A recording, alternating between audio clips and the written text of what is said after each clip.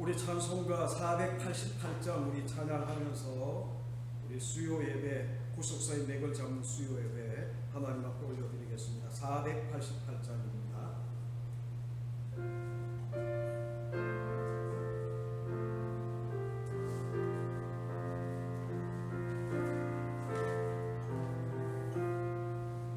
이 몸의 소망 무언가 우리 주 예수뿐일세. 우리 주 예수 밖에는 믿으리 아주 없도다.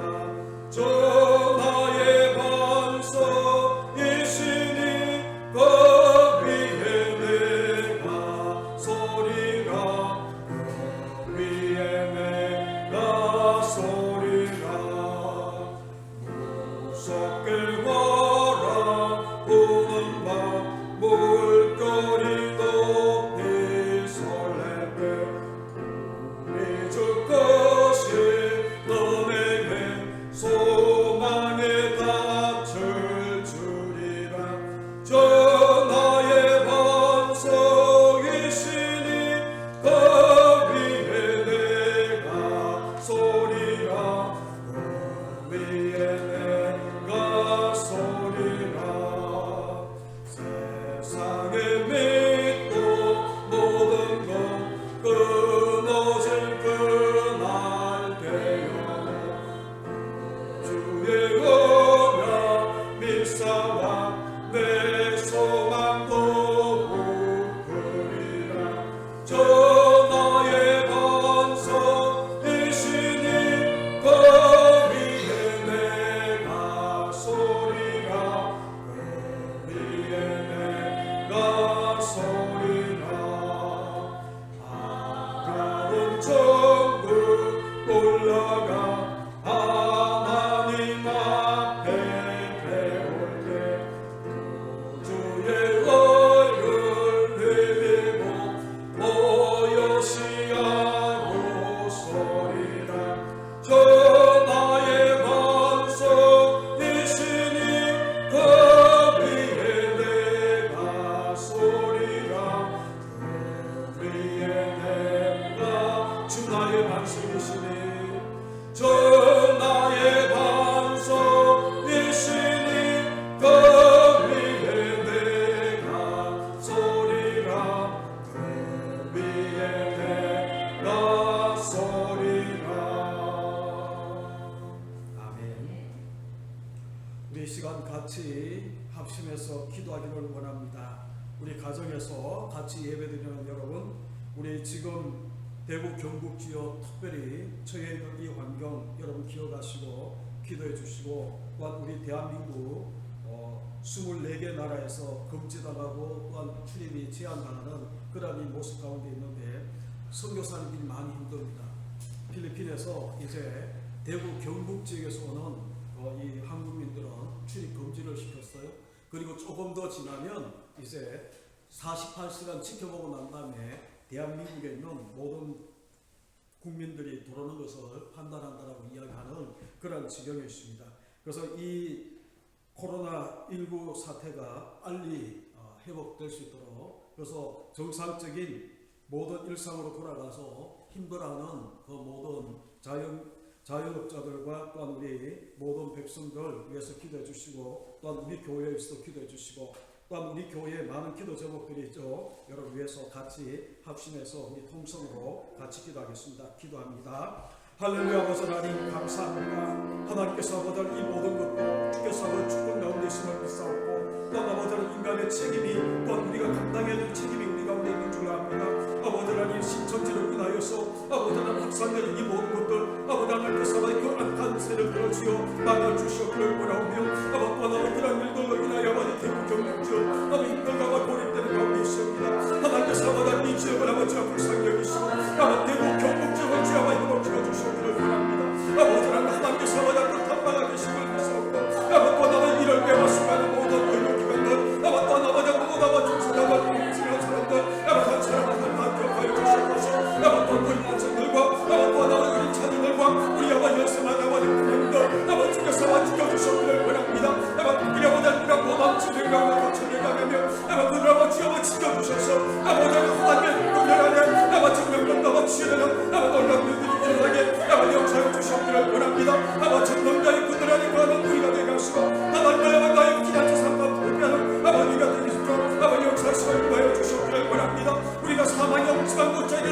할지라도 아버지 주께서 나와 함께 하시며 내가 필요하다는 고백주로 아버지 모든 아버지 하나님 필요할 뿐만 아니라 아버지 자들할 뿐만 아니라 아버지 주가 떠나간 것이 아니라 아버지 정말 두려움과 아버지 자들을 극복하고 하나님 앞에 더 나아가 기도하여 아버지 모든 아버지 성도들에게 아버지 역사해 주시기를 원합니다. 아버지 그래서 아버지 주님께서 아버지 소망이 되십니다. 아버지 우리 주님 마리아의 소망이 되십니다. 아버지 우리 주 예수 받기를 믿으며 좋습니다. 아버지 예수의 이름으로 하시고 아버지 이 땅을 뒤덮게 하시고 약한 아버지 바이러스가 다 물러가게 하시고 아버지 위대한 아버지 영적인 악한 바이러스이 아버지 신천지로 다 물러가게 아버지 역사하여 주셨기를 원합니다.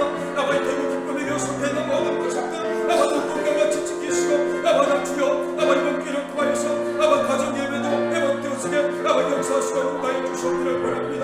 우리 아버지 하나님 축복하여 주옵소서. 아버지 우리 자녀를 지켜주셔서 우리 믿음의 가족들 아버지 지켜주셔서 아버지 대한민국을 지어봐 지켜주셔서 아버지 끝까지 와보고는 전하는 제사장나라로 아버지 끝까지 승만하는 대한민국이 되게 아버지 주여 회복 시켜주셔서 아버지 개발하는 백신이 개발되게 하셔서 아버지 대한민국의 백신이 개발되게 하셔서 아버지 모든 아버지 우리가 아버지 원하시는 추가하시는 아버지 백신이 등장하시고 아버지 역사해 주셨기를 원합니다. 아버지 예수 믿는 의학자가 아버지 백신을 개발하여서 하나님께 영광을 돌리며 아버지 주의 영광을 드러낼 수 있는 아버지 하나님께서 아버지 그런 이것을 아버지 우리에게 아버지 역사해 주셨기를 원합니다. 아버지 역사하여 주옵소서. 아버지 역사하여 주옵소서.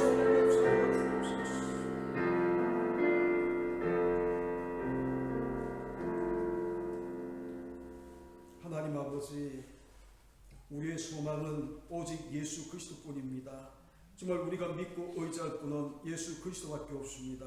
정말 아버지 하나님 시편의 기자가 고백하는 것처럼 전능자의 그늘 아래 거하는 자가 되게 하셔서 뭐가 심한 전염병에서도 건짐을 받는 우리 모든 믿음의 성도들 또한 이 대구 경북 지역 더 나아가서 대한민국 전 세계의 코로나 바이러스로 인하여 두려워하는 모든 아버지 하나님 인류의 모든 백성들을 주여 건져주셨기를 원합니다. 아버지 하나님 백신이 종이 아버지 간절히 기도하기는 아버지 하나님 이 대한민국 예수 믿는 의학자를 통해 개발되게 하셔서 아버지 하나님 많은 일을 취하게 하셔서 아버지 하나님 영광을 드러낼 수 있는 귀한 아버지 기회가 되게 아버지 역사하여 주시옵기를 원합니다. 아버지 악한 이 코로나 바이러스만 물리치는 것이 아니라 정말 아버지 하나님 저희를 기독고 있는 영적 악한 바이러스인 신천지 아버지 하나님 그 악한 세력들을 주 아버지 주께서 아버지 이번 기회에 다 박멸하시고 전멸하시고 아버지 물려쳐 주셔서 영적인 모든 것들도 회복되어지게 아버지 하나님 인도하시고 역사하여 주시옵기를 원합니다. 아버지 하나님 흩어져서 가정에서 수요일을 동참하는 모든 믿음의 가족들을 주께서 눈동자 같이 살피시고 또한 말씀과 기도로 더 거룩해지며 성숙해지는 또한 아버지 이번 기회를 통해 잃어버린 가정 예배를 회복하는 우리 모든 믿음의 근속들 되어지게 아버지 축복하시고 인도하여 주옵소서. 또한 아버지 하나님 우리 어린 자녀들 또한 아버지 우리 연세 많은 부모님들 아버지 하나님 기억하여 주셔서 정말 아버지 하나님 이 악한 바이러스로 인하여서 어려움 당하지 않도록 하나님께서 지켜주시고 또한 아버지 하나님 여러가지 많은 일들 앞에 또한 아버지 이 바이러스로 인하여 여러가지 많은 어려움을 당하고 있는 우리 아버지 하나님 청장년들도 주께서 기억하여 주셔서 아버지 그들의 직장과 사업을 주여 지켜주시옵기를 원합니다. 모든 것들이 회복될 수 있도록 아버지 늘 베풀어 주시옵기를 원합니다. 아버지 회복되어져서 이제는 아버지는 이 자리에 모여서 아버지는 우리가 눈물과 감격으로 하나님 앞에 기도하며 아버지 가슴을 찢고 회개하는 가운데 모든 것들이 회복되는 가운데에 아버지 예고의 감격을 회복하며 정말 찬양과 기도로 주님 앞에 더 가까이 나가는 우리 모든 믿음의 영적 가족들 되게 아버지 하나님 축복하여 주옵소서. 오늘 이 시간도 잠언을 통해 구속사의 맥을 잡을 때에 하나님께서 함께해 주셔서 깨닫는 은혜 오직 예수 그리스도만 붙들고 예수 그리스도만 발견하는 귀한 아버지 시간 되게 축복하시고 인도하여 주옵소서. 예수님의 거룩하신 이름으로 간절히 축복하며 기도하옵나이다. 아멘.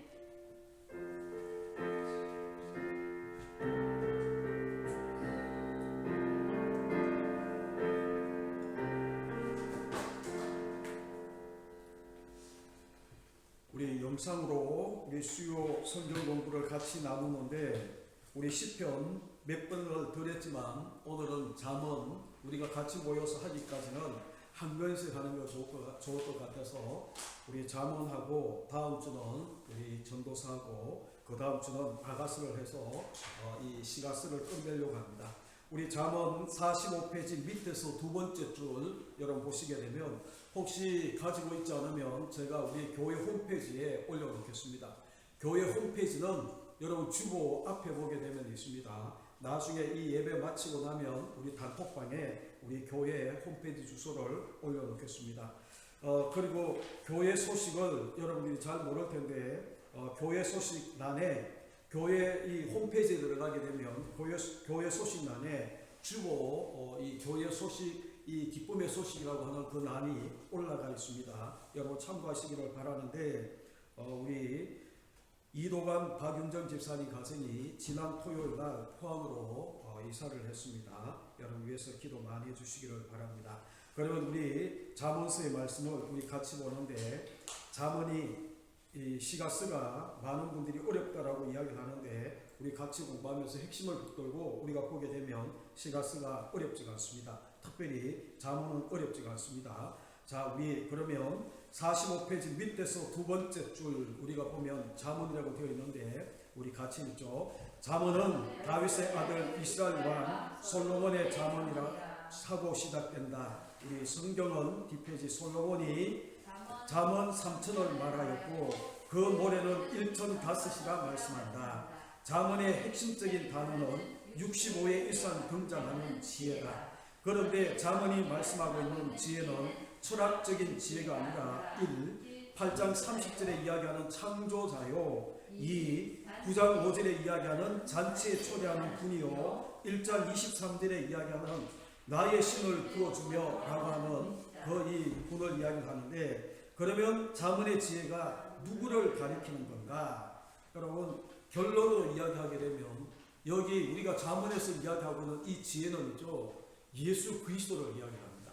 왜 예수 그리스도인가 하면 여러분 이사야서 11장 1, 2절에 보게 되면 이사야서 11장 1, 2절에 이새의 줄기에서 한 삭이 나며 그 뿌리에서 한 가지가 나서 결실할 것이요 라고 이야기를 하는데 이새의 줄기에서 한 삭이 나고 그 뿌리에서 한 가지가 났다라고 이야기하는 것은 메시아 그리스도를 예표하는 그런 예언이거든요. 그래서 계속 보게 되면 여호와의 신 곧 지혜와 총명의 신이요 모략과 재능의 신이요 지식과 여호와를 경외하는 신이 그 위에 강림하시리라고 이야기를 합니다. 거기에 중간에 보게 되면 여호와의 신 곧 지혜와 총명의 신이다 라고 이야기하는 이 지혜의 신, 여러분 1절에 이야기했던 이새의 줄기에서 한 삭이 나고 그 뿌리에서 한 가지가 나는 그리스도를 이야기하는 거거든요.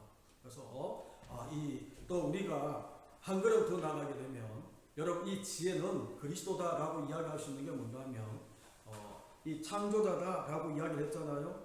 그리고 이 잔치에 초대하는 이 혼인 잔치에 초대하는 그런 분으로 이야기를 하는데 여러분 성령을 우리 가운데 부어주시는 그런 이 분으로 이야기를 하는데 요한복음 1장에 보게 되면 태초에 말씀이 계신데 그 말씀이 하나님과 함께 계셨다라고 이야기합니다. 하나님과. 그런데 그 말씀이 육신이 되어 우리 가운데 가시네 라고 이야기하면서 예수 그리스도에 대해서 이야기를 하는 거거든요. 그래서 여기서 이야기하고 있는 잠언의 이 지혜는 누구를 가리키는 건가 라는 것을 이야기할 때에 한마디로 이야기하면 지혜는 그리스도예요. 요한복음 5장 39절을 늘 이야기를 하면서 했는데 이 모든 성경은 나를 가리켜 증언하는 것이다 라고 이야기했던 이 예수님 당시의 성경은 구약 성경이거든요. 누가복음 24장이 이야기하고 있는 모세의 글과 시편과 선지자의 글이라고 이야기할 때에 이 시편은 시가서 전체를 예표하는 거예요. 그러면 이 모든 것들이 다 나를 가리켜 증언하는 거다 라고 이야기하는 그런 모습처럼 여러분 이 잠언도 시편 속에 포함되는 이 시가서이기 때문에 그죠? 그러면 이 시가서 속에 잠언 속에서 누구를 발견해야 되는가 하면 우리는 잠언 그러면 일반적으로 이스라엘 유대인들이 이제 그 지혜를 모아놓은 이 뭐라 그러죠? 격언집이나 하나의 교훈집처럼 이렇게 생각할 수 있지만 그게 아니라는 거예요. 하나의 이 교훈집을 우리 가운데 주기 위해서 잠언서를 기록한 것이 아니고 이 잠언을 통해서도 예수 그리스도를 증언하기 위해서 우리 가운데 보여주는 거예요. 그러니까 여러분 이 문제에 들어가기 전에 저를 잠깐 보시면 이런 겁니다. 지금 우리 가정에서 예배 드리는 분은 지금 앞에 누가 있는지 모르시죠? 수많은 분들이 앉아 계세요. 일단 만을 가리키는 우리 우리 예준이와 우리 장로님 가정과 그리고 이 정사모가 앉아 있는데 우리가 욥기를 이야기할 때에 욥을 중간에 두고 하나님과 사단이 서로 이제 이 욥을 중간에 두고 대결하는 그런 모습처럼 이렇게 구도를 그렸잖아요. 마찬가지예요. 잠언도 내 아들아 내 아들아 내 아들아 라고 이야기하는 내 아들은 더 쉽게 이야기하면 솔로몬의 아들을 직접적으로 이야기하는 거지만 한 걸음 더 나아가게 되면 예수 그리스도를 믿고 하나님의 아들 된 우리를 성도를 이야기합니다. 그러니까 이 내 아들아라고 이야기하는 내 아들과 그리고 난 다음에 지혜 그리스도와 그리고 또 음녀라고 이야기하는 음녀가 나와요. 그러니까 이 지혜와 음녀 사이에 내 아들 성도가 있는 거예요. 그래서 이 지혜의 말을 듣고 우리가 이 여호와를 경외하고 지혜로운 자의 길을 가고 승리의 길을 갈 것인가, 아니면 음녀라고 이야기하는 이 사단의 말을 듣고 우리가 사망의 방으로 들어갈 것인가 라는 그런 이 대결이 구도가 이루어지는 거예요. 그러니까 여기에서 우리가 깨달아야 되는 게 뭔가 하면 지혜는 예수 그리스도인데 결국은 이 잠언서를 통해서 우리가 예수 그리스도를 우리가 깨달아야 찾아야 발견하고 그분을 붙들어야 된다라는 것을 우리 가운데 보여주는 겁니다. 그러면 여러분 우리 46페이지에 여기 보시면 이제 360번 1장 7절 잠언입니다. 여러분 잠언을 펴놓으시고 1장 7절에 지식의 근본이 무엇이라고 말씀하는가 라고 이야기를 하는데 1장 7절은 잠언 전체를 대표하는 하나의 핵심 구절이에요. 우리 같이 읽습니다. 여호와를 경외하는 것이 지식의 근본이거늘 미련한 자는 지혜와 훈계를 멸시하느니라 라고 이야기합니다. 여러분 여호와를 경외하는 자는 지식의 근본이다 라고 이야기를 하는데 거기 미련한 자가 나오잖아요. 미련한 자는 지혜와 훈계를 멸시한다. 지혜가 아까 이야기했던 것처럼 그리스도 예수 그리스도를 멸시하고 그리고 이 훈계 예수 그리스도의 말씀을 멸시하는 그런 모습이 미련한 자라는 거예요. 그런데 여러분 1장 5절에 보게 되면 미련한 자와 대조되는 한 또 사람이 나오죠. 지혜 1장 5절을 보시게 되면 지혜 있는 자는 듣고 학식이 더할 것이요 명철한 자는 지혜를 얻는다라고 이야기를 하면서 여러분 1장 1절부터 6절까지는 서론이거든요. 서론이에요. 이 잠언을 기록하고 있는 그 목적을 우리 가운데 이야기를 하는데 여러분 그것까지 설명하면 오늘 잠언을 다 할 수 있을지는 모르겠는데 일단 1절부터 6절까지는 잠언을 기록한 목적이다라는 것을 깨닫고 난 다음에 여러분 지혜 있는 자는 듣고 하나님 말씀을 듣고 난 다음에 학식이 더하는 거예요. 그래서 미련한 자는 훈계를 멸시하지만 지혜로운 자는 여호와를 경외하는 이 하나님의 말씀을 듣고 학식을 더해가면서 지식을 더해가면서 더욱더 여호와를 경외하는 그런 모습으로 나아간다는 거예요. 그래서 여러분 잠언에서도 이 두 부류 지혜 있는 자 예수 그리스도를 붙들고 여자의 후손의 길을 가는 자와 미련한 자 지혜와 훈계를 멸시하면서 거절하는 그런 이 모습에 뱀의 후손의 이 두 부류로 역시 나눠져서 가고 있는 이 모습을 우리 가운데 보여주고 있는 대조에서 보여주고 있는 그런 모습이라는 거예요. 그러면 361번 1장 20절부터 23절에 보게 되면 지혜의 초청이 나오고요. 그리고 책망이 나오고요. 약속이 나오는데 이것이 뭔가? 라는 것을 이야기를 합니다. 그러면 여러분 지혜의 초청은 1장 20절 21절이에요. 한번 같이 보시죠. 지혜가 길거리에서 부르며 광장에서 소리를 높이며 시끄러운 길목에서 소리를 지르며 성문 어귀와 성중에서 그 소리를 발하여 이르되 라고 이야기를 하면서 지혜가 내 아들들을 초청하는 겁니다. 어디에서 초청하는가 하면 길거리, 광장, 그리고 21절에는 보게 되면 길목과 성문 어귀와 성중에서 우리를 초청하고 있는 그런 모습이 있어요. 그런데 초청해서 뭐를 하는가 하면 22절에 보시게 되면 책망을 하는데 너희 어리석은 자들은 어리석음을 좋아하며 거만한 자들은 거만을 기뻐하며 미련한 자들은 지식을 미워하니 어느 때까지 하겠느냐라고 이야기를 하면서 책망을 하세요. 책망의 내용이 뭔가 하면 어리석은 자들, 거만한 자들, 미련한 자들 그렇게 이야기하면서 우리가 앞서 봤던 미련한 자, 지혜와 훈계를 멸시하는 이 어리석은 자는 미련한 자는 그렇게 한마디로 이야기할 수 있어요. 지혜와 훈계를 멸시하는 그리스도와 하나님의 말씀을 멸시하는 거절하는 그런 이 존재다. 그래서 너희가 어느 때까지 지혜와 이 훈계를 멸시하면서 그렇게 지체하겠냐라고 그렇게 이 책망을 하는 거예요. 그런데 이 약속이 그러면 지혜자의 이 초청의 이 약속이 뭔가 하면 23절이에요. 23절. 우리 23절은 같이 읽습니다. 시작. 나의 책망을 듣고 돌이키라. 보라, 내가 나의 영을 너에게 부어주며 내 말을 너에게 보이리라. 여기 보게 되면 이 책망을 받고 나면 우리에게 세 가지 하나님께서 약속이라고 해야 되나요? 우리가 책망을 받아들이고 나면 우리 가운데 주어지고 있는 축복이라고 이야기해야 되나요? 거기 먼저는 여기 23절에 거기 줄을 하나 끊으시죠. 나의 책망을 듣고 돌이키라 라고 이야기하는 겁니다. 나의 책망을 듣고 돌이키라 라고 이야기하는 것은 회개하라 라고 이야기하는 거예요. 회개하라. 그리고 두 번째는 우리가 회개하고 나면 보라, 내가 나의 영을 너에게 부어주며, 여러분 하나님의 성령을 우리에게 부어주신다 라고 그렇게 약속을 하시는 거예요. 그리고 난 다음에 세 번째는 내 말을 너에게 보이리라 라고 이야기하는 겁니다. 이것은 내 말, 나의 말씀이신 예수 그리스도를 보여주시고 성령으로 아니하고는 누구든지 주라 할 자가 없다라고 이야기를 하는데, 그래서 이 말씀이신 예수 그리스도를 보고 우리가 그분 앞에 당신은 나의 주, 나의 하나님이라고 고백하게 하는 겁니다. 그러니까 여러분, 우리가 사도행전 2장 38절에 보게 되면 베드로가 성령이 충만해서 설교할 때 뭐라고 이야기하는가 하면, 너희가 회개하여 각각 예수 그리스도의 이름으로 세례를 받고 제사함을 얻으라. 그리하면 성령을 선물로 받으리니 라고 이야기합니다. 똑같은 말이에요.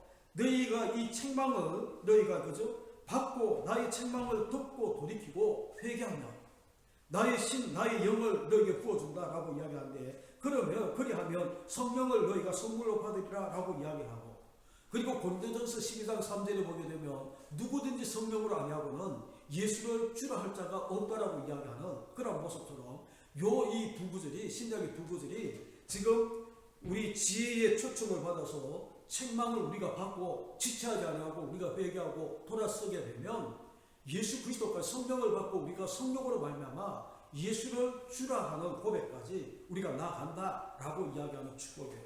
여러분, 그래서 저는 축복 그렇게 이야기하면 복에 대해서 늘 이야기를 하지만, 복은 재물이 많이 쌓이고 건강이 회복되고 이런 것도 복이다라고 이야기하지만, 성경이 이야기하는 복은 그런 차원을 뛰어넘는 거예요. 내가 여호와를 가까이 함이 내게 복이다라고 다윗이 고백하는 시편의 고백처럼 하나님을 가까이 하고, 그래서 우리가 예수를 주라 할 수 있는 이것이 가장 큰 축복이 되는 거예요. 왜 그런가? 다른 것은 우리가 뒤에 계속 보면 우리가 보게 되는 겁니다. 우리 거기 밑에 거 우리 같이 읽죠. 1장부터 9장은 자문서의 원리에 해당이 된다. 그 안에는 지혜가 31번, 내 아들이 26번, 유혹하는 자가 12번이나 등장한다. 이는 내 아들을 중심으로 지혜와 유혹자가 대결하는 구조다. 그러므로 자문은 성도들을 음료 또는 이방 계집에 유혹하는 말에 빠지지 않게 하시려면 경계이다. 그러니까 이제 우리가 아까도 이야기했던 것은 지혜와 음료, 여기는 뭐라고 이야기하나요? 지혜와 유혹자라고 이야기를 하는데, 지혜와 음료 사이에 성도가 있어서 이 사단이 음료가 유혹하는 이 유혹에 우리가 넘어가지 않고 지혜를 쫓아 우리가 생명의 이 샘으로 나아가도록 만드는 그런 이 경계를 주고 있는 그런 말씀이라는 거예요. 그러면 363번 8장 1절을 보시죠. 8장 1절. 우리 8장 1절을 보시게 되면 지혜가 초청을 합니다. 어떻게 초청을 하는가 하면, 지혜가 부르지 아니하느냐, 명철이 소리를 높이지 아니하느냐. 그러니까 지혜, 명철은 같은 이 의미인데 반복하기 위해서 비슷한 다른 단어를 사용하는 겁니다. 그래서 지혜가 그렇게 초청해서 그 지혜가 초청을 하는데, 지혜의 권한은 언제부터라고 말씀하고 있는가? 여러분 22절을 보시게 되면, 지혜, 여호와께서 그 조화의 시작 곧 태초에 일하기 전에 나를 가지셨으니 라고 이야기합니다. 지혜의 근원이 어디라고요? 조화의 시작 곧 태초에 일하기 전에, 일하시기 전에. 그래서 요한복음 1장 1절을 이야기한 거예요. 태초에 말씀이 계시니라. 그 말씀이 하나님과 함께 계셨고 그 말씀 누구라는 거예요? 육신이 되어 우리 가운데 가심에 우리가 그 아들의 영광을 보니 하나님 독생자 영광이요 지혜와 그래서 우리가 거기에 보시게 되면 지혜의 근원은 태초에 모든 것들이 태초에 일하시기 전에 있었던 그 모습이라는 거예요. 그러면 364번 지혜가 초청을 하는데 무엇이라고 호소를 하는가? 17절을 보시면 17절 우리가 잘 아는 구절이죠. 같이 읽습니다. 시작. 나를 사랑하는 자들이 나의 사랑을 입으며 나를 간절히 찾는 자가 나를 만날 것이다. 여기서 나는 지혜를 이야기해요. 지혜. 다시 이야기하면 우리가 신약으로 바꿔서 이야기하면 예수 그리스도. 그래서 예수 그리스도를 사랑하는 자들이 예수 그리스도의 사랑을 입는다라고 이야기해요. 그래서 예수 그리스도를 간절히 찾는 자가 예수 그리스도를 만날 것이다. 그러니까 구약으로 이야기하면 하나님을 사랑하는 자들이 하나님의 사랑을 입으며 하나님을 간절히 찾는 자가 하나님을 만나게 된다라고 이야기하는 거예요. 그리고 365번 9장 1절로 3절에 지혜가 초청을 합니다. 너는 와서 무엇을 얻으라고 말씀하고 있는가? 여러분 9장 1절을 보시죠. 9장 1절. 지혜가 그의 집을 짓고 7 기둥을 다듬고 지혜가 초청을 하는 거예요. 근데 이 지혜가 집을 짓고 7 기둥을 다듬고 근데 이 집을 짓고 7 기둥을 다듬는다라고 이야기할 때에 7 기둥은 계시록 1장 20절에 보게 되면 7 금წყ대가 나오고 7 별이 나오는데 곧 교회를 이야기하는 거거든요. 7 교회. 7 별은 그 7 교회의 사자, 주의 종들을 이야기하는데 그러니까 이 집을 짓고 7 기둥을 다듬었다라고 이야기하는 것은 신약으로 이야기하게 되면 하나님이 교회를 세우는 거예요. 교회를 세우는 거예요. 그런데 왜 1절에 교회를 세우는가 하면 집을 짓는가 하면 집을 짓는 목적이 2절에 나와 있어요. 짐승을 잡으며 포도주를 혼합하여 상을 갖추고 자기의 여종을 보내어 성중 높은 곳에서 불러 이르기를 이라고 이야기를 하면서 지혜가 초청을 그렇게 했어요. 잔치하기 위해서 집을 지었어요. 신약으로 이야기하게 되면 이 예수 그리스도의 혼인잔치에 참석하게 하기 위해서 주님의 몸된 교회를 이 땅에 세우는 거예요. 그죠? 그렇게 해서 우리를 지혜자가 그곳으로 다 불러 모읍니다. 자기의 여종을 보내서 자기 여종은 주의 종들을 이야기하는 거거든요. 곧 이야기하면 하나님의 복음을 전하는 모든 사람들을 다 이야기를 하는데 그렇게 보내어서 다 성중 높은 곳으로 다 불러드리는 거예요. 그래서 그렇게 해서 너는 와서 무엇을 얻으라고 이야기를 하는가 하면 6절을 보시죠. 6절 같이 읽습니다. 시작. 어리석음을 버리고 생명을 얻어라. 명철의 길을 행하라 하느니라. 뭐를 얻으라고요? 생명을 얻어라. 근데 생명을 얻는데 4절 5절에 보게 되면 지혜의 초청을 받아서 어떻게 생명을 얻는가 하면 4절 5절 어리석은 자는 이리로 돌이키라. 또 지혜 없는 자에게 이르기를 너는 와서 내 식물을 먹으며 내 혼합한 포도주를 마시고 라고 이야기를 하는데 먹으며 마시고 여러분 요한복음 6장에 보게 되면 우리가 나는 예수님이 뭐라고 이야기합니까? 하늘로부터 내려온 산떡이다. 그죠? 그리고 난 다음에 또 이 신령한 음료라고 자기를 소개하면서 마태복음 26장 26절로 28절에 가게 되면 예수님이 잡히시기 전에 제자들을 다 불러 모아놓고 난 다음에 최후의 만찬을 베푸세요. 성찬을 베푸시면서 하시는 이야기가 떡을 떼면서 이것은 너희를 위하여 찢기는 내 몸이다. 받으라 먹으라 라고 이야기를 해요. 그리고 난 다음에 잔을 나누시면서 너희를 위해서 흘리는 언약의 피다 마시라 라고 이야기를 하거든요. 그래서 이 살을 먹고 마시지 않으면 생명이 없다라고 이야기해요. 그래서 여러분 지금 생명을 얻으라 라고 이야기를 하는 것은 지혜 초청을 받아서 예수 그리스도의 살을 먹고 예수 그리스도의 피를 먹는 거예요. 그리스도를 먹고 마심으로 우리가 생명을 누리는 거예요. 그게 지금 신약에 나와 있는 그 성찬의 그 의미를 우리 가운데에 그렇게 보여주고 있는 내용인 것을 우리가 보게 되는 겁니다. 그러니까 교회에서 우리가 말씀을 먹이는 것은 말씀을 먹는 것은 그리스도를 먹는 거예요. 우리가 성찬을 통해서 떡을 떼고 포도주를 이 잔을 나누고 하는 것은 그런 모든 예표적인 그런 모습으로 우리가 생명을 누리는, 생명을 얻는 그런 모습으로 우리 가운데 이야기를 하는 겁니다. 그래서 거기 나와 있는 우리 집을 짓고 7기둥을 다듬어서 잔치를 베풀고 있는 이 모습을 거기 우리 밑에 거 같이 읽죠. 시작. 9장 1절로 5절은 주님의 천국잔치 비유를 연상케 한다라고 이야기를 하면서 우리 가운데에 이것이 바로 주님의 천국잔치를 우리 가운데 보여주고 있는 그런 모습이라는 거예요. 그러니까 여러분 이해가 여기까지 되셨는지 모르지만 지금 지혜, 여호와를 경외하는 자, 그렇죠? 지식의 근본이다라고 지혜로운 자는 여호와를 경외하게 되어 있어요. 예수 그리스도를 우리가 가지게 되면, 예수 그리스도를 우리가 믿게 되면 하나님을 경외하게 되어 있어요. 하나님을 경외하게 되면 어떤 일들이 생겨나는가 하면 그분의 초청을 우리가 받아서, 그분이 베풀고 있는, 만들고 있는 그 집에 들어가서 천국 잔치에 들어가서 먹고 마시면서 생명을 얻게 되는 그런 모습이다라고 이야기를 하는 겁니다. 그런데 366번에 보게 되면 2장 16절에 지혜 초청과 대조적으로 누구의 유혹이 있는가? 여러분 2장 16절을 한번 돌아보시죠. 지금까지는 지혜 초청을 우리가 봤다면 이제 이 음녀의 유혹을 우리가 보게 될 텐데 2장 16절을 보시죠. 같이 읽습니다. 시작. 지혜가 또 너를 음녀에게서 말로 호리는 이방 계집에게서 구원하리니. 지금 음녀가 등장하죠. 이방 계집이 나오죠.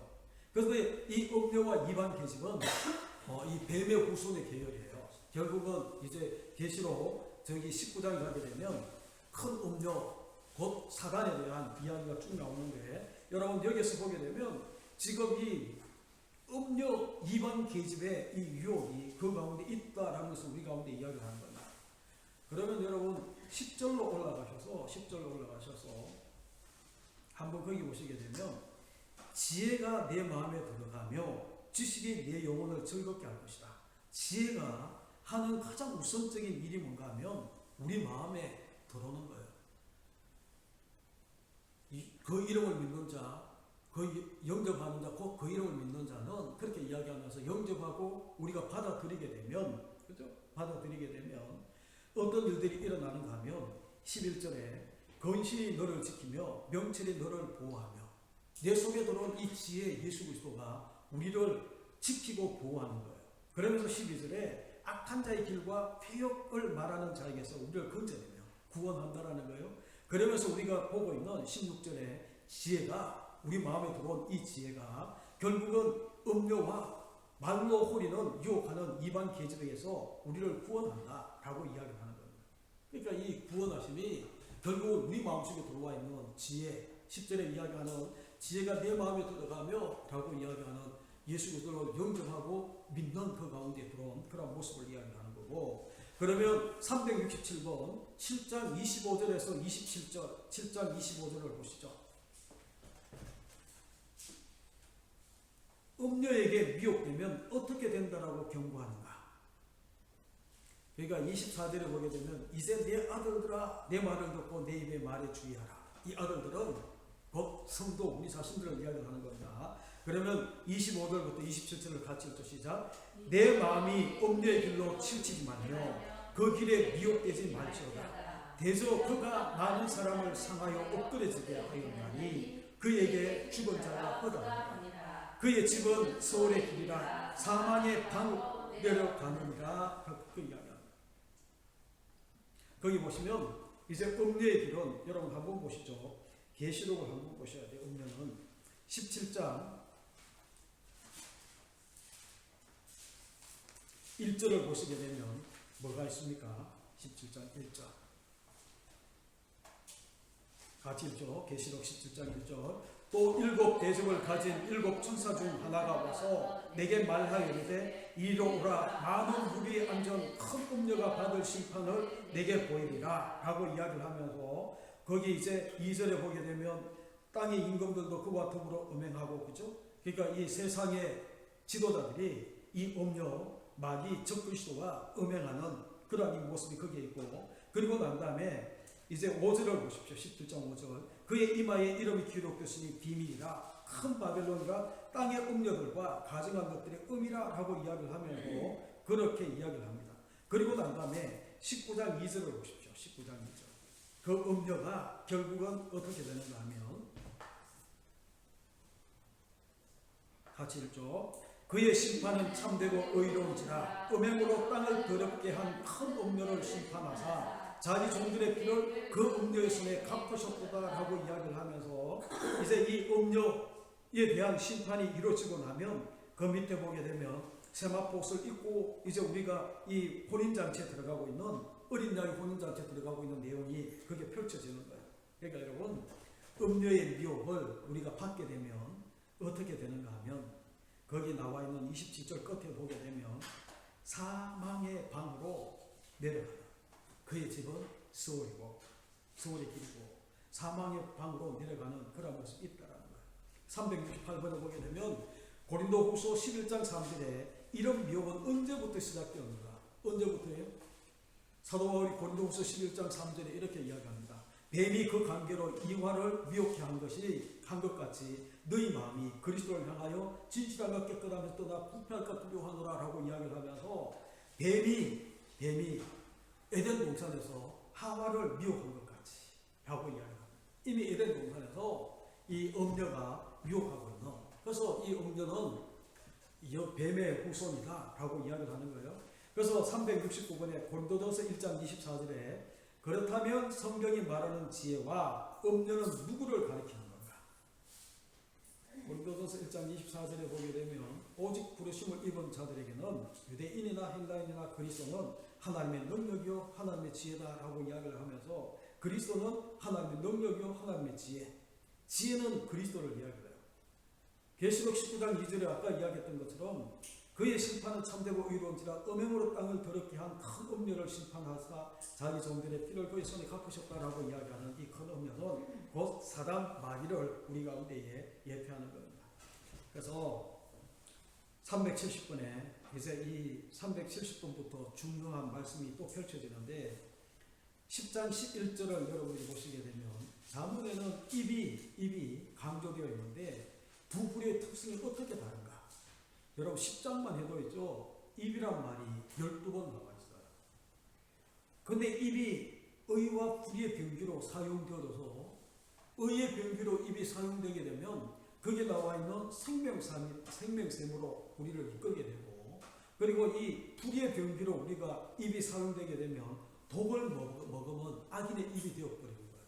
그래서 우리가 죽이고 살리는 입을 통해서 이제 죽이고 살리는 것은 입을 통해서 우리 가운데 이루어지는데, 여러분 이 입이다라고 이야기를 하는 것은 쉽게 이야기하면 하나님의 대언의 말씀을 전하는 그 이 대언자로 우리가 보냄을 받은 그런 이 모습의 입을 이야기를 하는데 10장 11절을 뭐라고 이야기합니까? 10장 11절을 보시게 되면 의인의 입은 생명의 샘이라도 악인의 입은 독을 머금었다 라고 이야기를 하면서 이 입이 의의 병기로 쓰임받게 되면 의인의 입이 되어서 생명샘으로 우리가 나아가게 되고, 입이 불의의 병기가 되게 되면 악인의 입이 되어서 독을 머금은 그런 모습이 되는 거예요.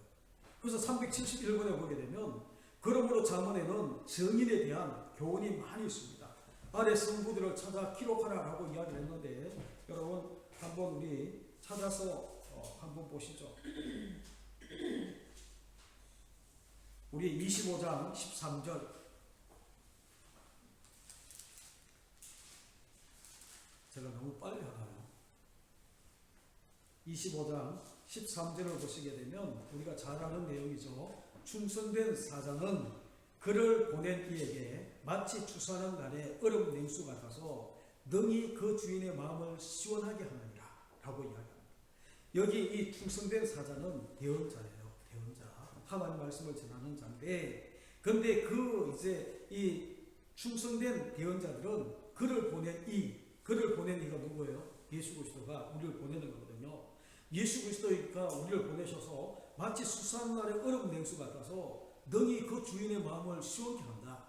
여러분, 이 얼음 냉수 같이 주인의 마음을 시원케 하는 대언자는 어떤 모습인가 하면 아까 우리가 보았던 10장 11절에 그죠? 의인의 입이 되어서 생명의 샘을 생명의 샘으로 우리가 나아가고 있는 그 입이 될 때에, 그런 대언자가 될 때에 주인의 마음을 시원케 하는 거예요. 그리고 25장 25절에 보게 되면 먼 땅에서 오는 좋은 기별, 먼 땅에 이제 이방인들에게서 이제 오는 좋은 기별은 목마른 사람에게 냉수와 같다. 여러분, 왜 목마른 사람에게 냉수와 같은가 하면, 먼 땅에서 오는 좋은 기별이 뭔 줄 아십니까? 우리가 25장 13절에 보았던 것처럼 충성된 이 기별은 다른 것이 아니고, 충성된 사자로부터 이 승리의 소식, 생명샘으로 인도했다는 이 승리의 소식을 듣는 기별, 이 좋은 기별이에요. 좋은 기별을 듣게 되면 목마른 사람에게 냉수와 같다라고 이야기를 하는데, 반대로 26장 6절에 보시게 되면 미련한 자 편에 기별하는 것은, 미련한 자 편에 기별하는 것은 자기 발을 비어버림과 해를 받은 것 같다라고 이야기해요. 여러분, 미련한 자는 누군가? 아까 이야기를 했죠. 1장 7절 후반부에 미련한 자는 지혜와 훈계를 멸시하는 자인데, 이러한 자들이 대언자가 되게 되면, 대언자로 보냄을 받게 되면, 우리가 10장 11절에 이야기하는 것처럼 독을 먹으면 악인의 입이 되어버리는 거예요. 미련하고 게을러서 그 밑에 이제 우리 그 26장 6절 이하의 축복에 되면 있죠. 미련한 자에게는 미련한 자의 입은 미련한 것은, 그러면서 13절부터는 게으른 자는 그렇게 쭉 이야기를 하는데, 여러분, 미련하고 게으른 자가 되게 되면 말씀을 바로 전하지 못해서 거기 6절 후반부에 나오는 것처럼 자기 발을 비워버림과 해를 받은 것 같다.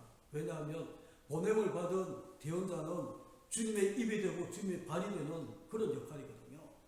막 복음을 전하는 발이 아름답다라고 이야기하는 그 발이 되어야 되는데, 여기 나와 있는 미련하고 이 게으른 나태한 이 대언자는 하나님의 이 발이 되지를 못해서 자기 발을 비워버린 것 같고, 그래서 해를 당한 것 같다라고 이야기를 하는 거예요. 그러나 아까 10장 11절에 이야기하는 것처럼 악인의 입이 되어서 독을 머금고 있는 그런 모습이에요. 그리고 27장 23절에 보게 되면 내 양떼의 형편을 부지런히 살피며 내 속대에게 마음을 두라 라고 그렇게 이야기합니다. 그러니까 이 충성된 사자남이죠. 충성된 주의 종은 양떼를 그리고 속대를 형편을 부지런히 살피면서 마음을 그렇게 두는 건데, 그런데 또 24장 11절에 보게 되면 충성된 사자들은 어떻게 일을 하는가 하면, 너는 사망으로 끌려가는 자를 건져주고 살육을 당하게 된 자를 구원하지 아니하려고 하지 말라 라고 이야기합니다. 그래서 여러분, 이 음녀에게 유혹을 당해서 사망으로 끌려가는 그런 자를 건져주고, 또 살육당하게 된 자, 그 이방 여인의 이 좁은 함정 속에 빠져서 이 살육을 당하게 된 자를 구원하지 아니하려 하지 말라, 구원하라 라고 이야기를 하는 거예요. 그래서 잠언에는 이런 정인들의 그 이 교훈이 많이 나와 있어요. 그런데 우리는 어떤 입술이 되어야 하는가? 결론은 뻔하죠. 충성된 사자가 되어서 그 의인의 입이 되어서 생명샘으로 사망으로 끌려가는 자도 구원되어야 되고, 그 이방 여인에게 유혹당해서 살육을 당하게 된 자도 구원해야 되는 그런 이 주의 종이 되어야 되는 겁니다. 그런데 이제 47페이지로 여러분들 보시죠.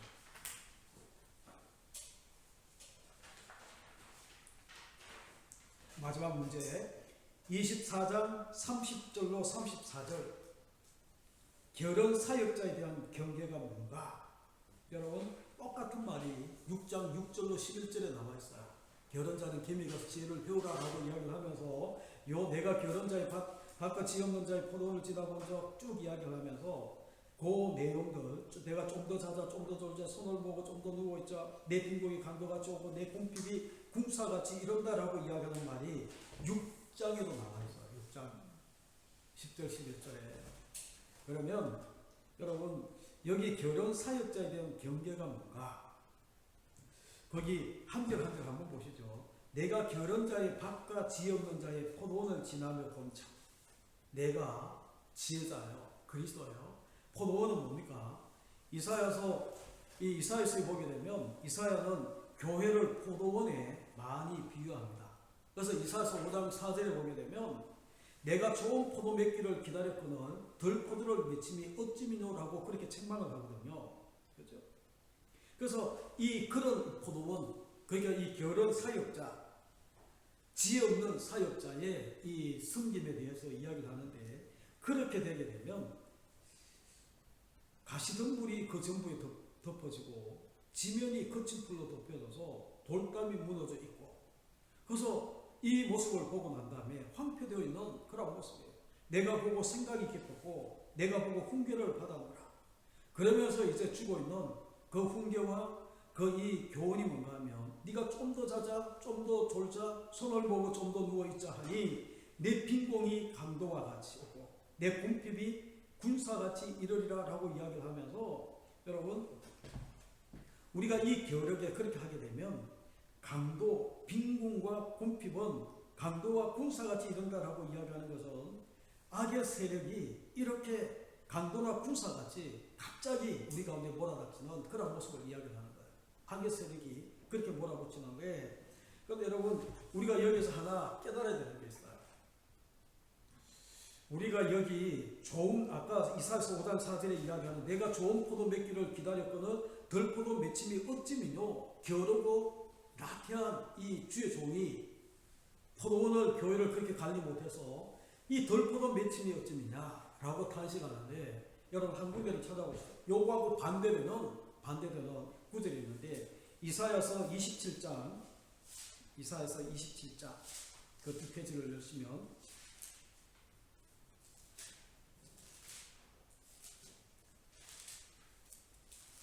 2절 3절을 우리 같이 읽죠. 이사야서 27장 2절 3절 997페이지에 있습니다. 여러분 성경에 거기 줄을 하나 꺼내시죠.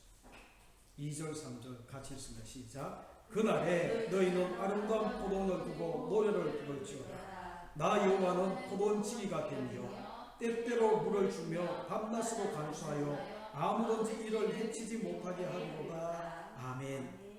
거기 4절에는 나는 포도원에 대한 노함이 없나니 찔레와 가시가 나를 대적할 싸움도 하자 내가 그것을 밟고 모아 북사리라 라고 이야기를 하면서 있죠. 이 27절 2절 3절이 우리가 다 마치고 난 다음에 불러야 되는, 주님 앞에 나갈 때 불러야 되는 노래거든요. 우리가 그렇게 충성된 사자가 되어서 먼 땅에서는 좋은 기별의 소식을 가지고 승리의 소식을 가지고 가서 죽어가는 많은 생명들, 음녀에 빠져서 미혹에 빠져 죽어가는, 사망에 앉는 그들을 건져내고 구원하는 그런 모습을 이제 이사야는 이렇게 이야기하거든요. 나 여호와는 포도지기가 되며 때때로 물을 주고 밤낮으로 간수하여 아무든지 이를 해치지 못하게, 그렇게 해서 아름다운 포도원의 노래를 우리가 가지고 주님 앞에 써야 된다라고 이야기를 하는 모습이 그게 있거든요. 그래서 여러분, 우리가 눈여겨보셔야 되는 게 다른 게 아니에요. 여기 나와 있는 모든 한 구절 한 구절 가지고 다 설명하기나 자문을 가지고 다 이야기하기 힘들지만, 이런 것들을 가지고 우리가 가만히 보게 되면, 구속사의 관점에서 보게 되면 잠언서에도 창세기 3장 15절에 여자의 후손과 뱀의 후손이 나오죠. 그렇죠? 두 줄기가 흘러요. 그리고 난 다음에 의인의 길이 나오고, 시편에 나오는 의인의 길과 악인의 길이 또 흘러요. 그리고 난 다음에 생명의 길과 사망의 길이 또 펼쳐지고, 의인의 집이 나오고 악인의 집이 나오고 생명샘이 나오고 그리고 사망의 방이 나오는 그런 이 모습으로 쭉 펼쳐지고 있는 두 큰 세력이 다투고 있는 이 모습을 잠언서도 우리 가운데 보여주는 거예요.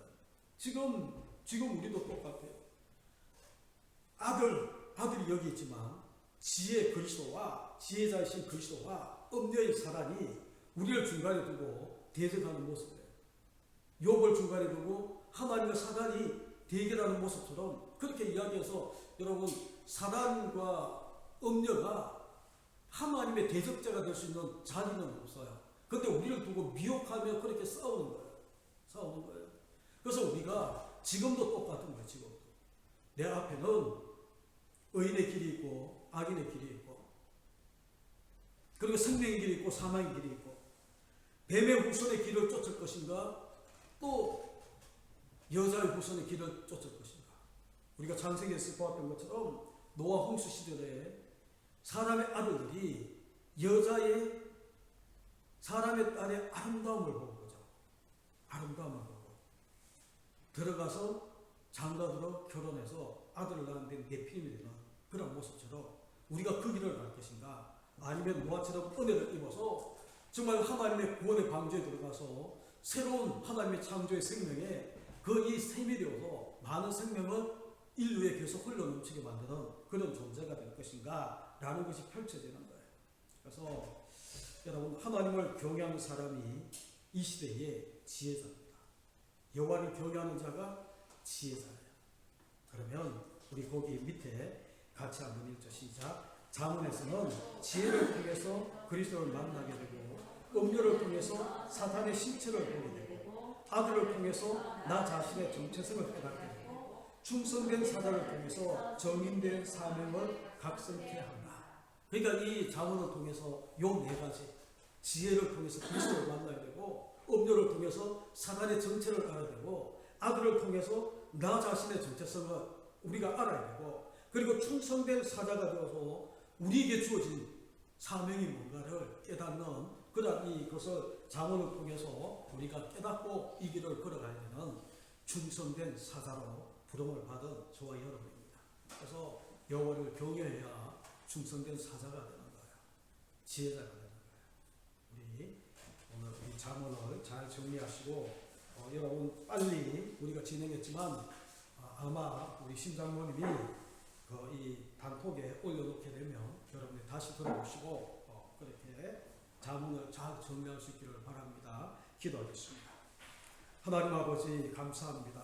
잠언을 통해 그리스도 예수를 깨닫게 하시고, 또한 우리의 사명을 다시 한 번 더 발견하고 나의 정체성을 다시 한 번 더 깨닫게 하신 주님, 나를 에워싸고 음녀인 사라는 끊임없이 우리를 미혹하고 사망의 길로 우리를 이끌어가려고 하지만, 아버지 하나님, 지혜가 내 마음에 들어와서 내 마음에 있어서 정말 사망의 길을 벗어나 생명의 샘으로 우리가 나아갈 수 있는 하나님의 지혜자, 여호와를 경외하는 지혜자가 되게 하나님 인도하여 주심을 감사합니다.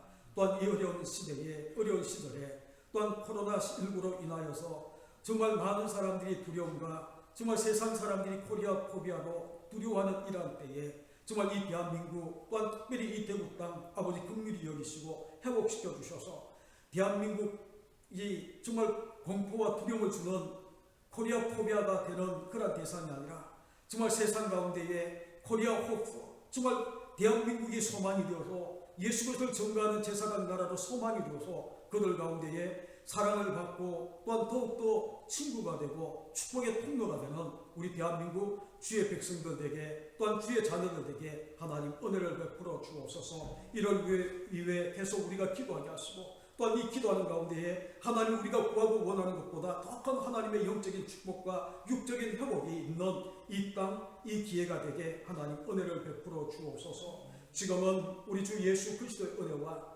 하나님 아버지의 무한하신 사랑하심과 성령 하나님의 임재하심과 교통하심과 축복하심이 오늘 잠언을 통해 깨달은 우리의 사명을 다시 한 번 더 되뇌이며 그렇게 충성된 사자로 충성된 정인의 삶을 살기로 작정하고 나가는 사랑하는 성도들 머리머리 위에 섬기는 가정과 생업터, 그리고 이 교회와 대한민국 모든 선교사님의 사역과 특별히 코로나19 위기로 인하여서 어려움당하고 있는 이 땅의 모든 백성들 머리머리 위에 지금부터 영원토록 함께 하시기를 간절히 축원하옵나이다. 아멘. 우리 수요 예배 구속사의 내를 잡는 성경 공부는 마치겠습니다.